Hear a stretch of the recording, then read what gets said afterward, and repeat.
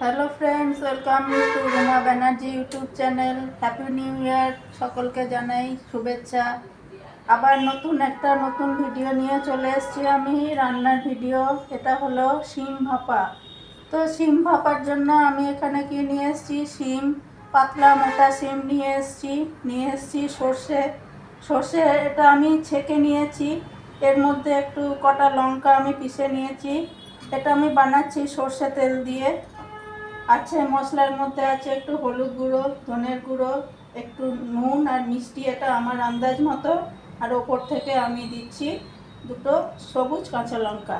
তাহলে আমি প্রথমে কি করব, এই শিমগুলো, আর আমি এটা কুকারে বানাচ্ছি, এই শিমগুলো আমি এখন কুকারে দিয়ে দিচ্ছি।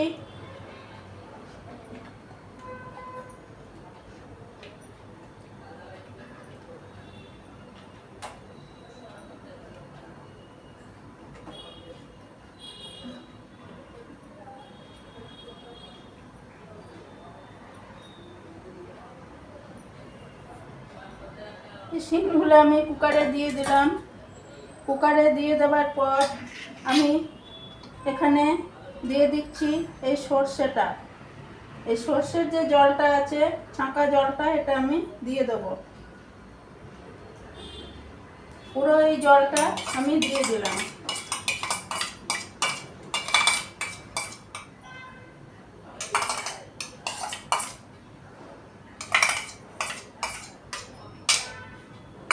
দেওয়ার পর আমি একটু সর্ষেটা উপর থেকে যাতে সবগুলো লাগে শিমের মধ্যে একটু নাড়াচাড়া করে নিলাম।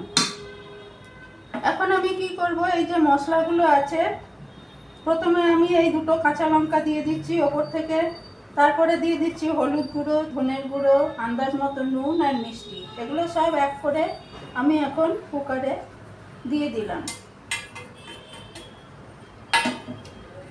কুকারে দিয়ে দেওয়ার পর আবারও এটা আমি নেড়ে চেড়ে সব একসাথে মিশিয়ে নিচ্ছি। আর এটা আমি সর্ষের তেল দিয়ে বানাচ্ছি।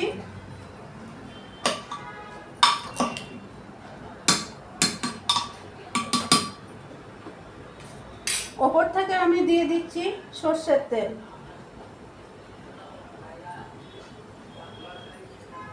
সর্ষের তেল দিয়ে দিলাম, দিয়ে আবারও একবার আমি গায়ে যাতে লেগে যায় সব শিমগুলোর গায়ে মাখিয়ে নিলাম।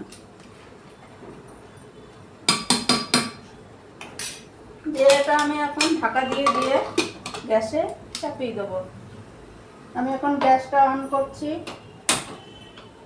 অন করে এটা দিয়ে দিলাম।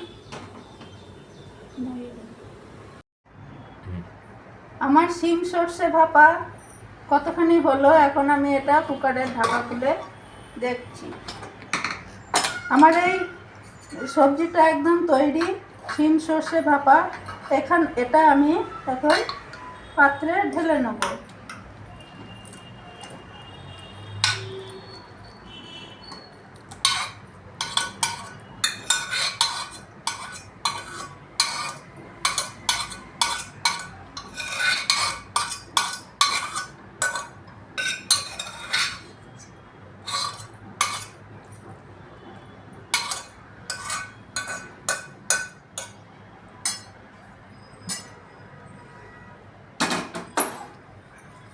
আমার এই শিম সর্ষে ভাপা সবজিটা একদম তৈরি। তোমাদের এই ধরনের সবজি যদি ভালো লেগে থাকে, তোমরাও করে খেতে পারো। আজকের মতো ভিডিওটা রাখলাম। ভালো থেকো, সুস্থ থেকো, সাবধানে থেকো। অন্য কোনো একদিন অন্য রান্নার ভিডিও নিয়ে তোমাদের সামনে আবার আমি আসবো।